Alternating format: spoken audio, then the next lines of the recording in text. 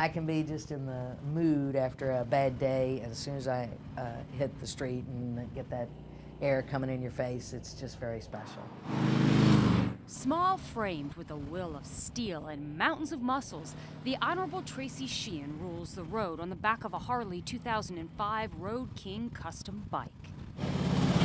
All rise. Court is now in session. The Honorable Judge Tracey Sheehan presiding. As you see, your daughter's been taken into custody on this domestic violence battery charge, and I can see that split lip all the way over here. Sheehan seems born to handle the toughest of kids and is capable of calming the most distraught parents. And yet this powerful force, this 5'4" dynamo, almost never made it to the bench. At 42, in the prime of her life and career as an attorney, Tracey found herself facing an unexpected foe: breast cancer. It's just certainly scary, and despite, being optimistic and thinking, oh gosh, I'm going to live forever, that just knocks you to your knees. I remember the emotional devastation that she was dealing with, but Tracey, being Tracey, embraced it. Tracey worked for more than 15 years with Tampa defense attorney Barry Cohen. 5, 4, 3, 2, 1. I'm telling you, I was just bound and determined that I'm going to get up every day, and no matter how sick, go to the gym, and I worked and plugged away, and then I'd be home napping in the middle of the afternoon to try to recover from it. Former Hillsborough County Commissioner Dottie Berger, a cancer survivor herself, remembers seeing Tracey at the gym. The two formed a fast friendship over a shared experience that not all can relate to: breast cancer surgeries. 11 for Dottie, 10 for Tracey. When it came back a second time, it was a little more difficult for her because then she had to have a double mastectomy. How did fighting cancer twice change you? I'd say a lot. Number one, that probably propelled me to seek a position on the bench, just to serve and try to do something other than, chase money and, chase those kind of things hedonistically. Having cancer definitely changes your outlook on life, and it gets you, you decide what's really important. Making a lot of money is not really important.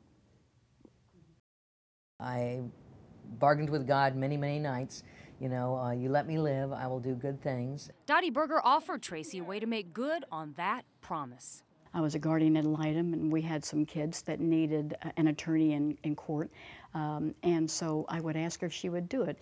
And when she won the election without having to go through campaigning, she decided to give 6 months, and she donated all of her time during that time doing pro bono work. Sheehan also donated $100,000 to help Berger build a foster home for abused and abandoned siblings called A Kid's Place.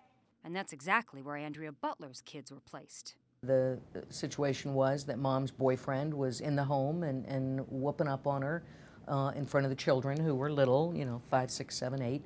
And so the children were removed. Mom came into court and said, "That's it, I'm done with this guy.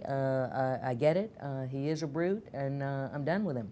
And of course you hear that every day. It's like, yeah, but okay, you got a chance. Sure enough, she came in a few weeks later for arraignment, and he had moved out. We'd verified he was living wherever, and she started in on her domestic violence counseling, sat with other gals and spouses who'd been victimized, and took heed to what they told her about the violent cycle and so forth. And every time she was coming in, I just saw more strength in her, and she had been empowered by what she was hearing. Try to get help, because you only have a certain amount of time to get your kids back. Hello, you. How are you? The Honorable Tracey Sheehan makes house calls. Kiki! And there's my Jeremiah! To check up on the sweet faces she promised God she wouldn't forget. There's my handsome boy. You got a haircut too?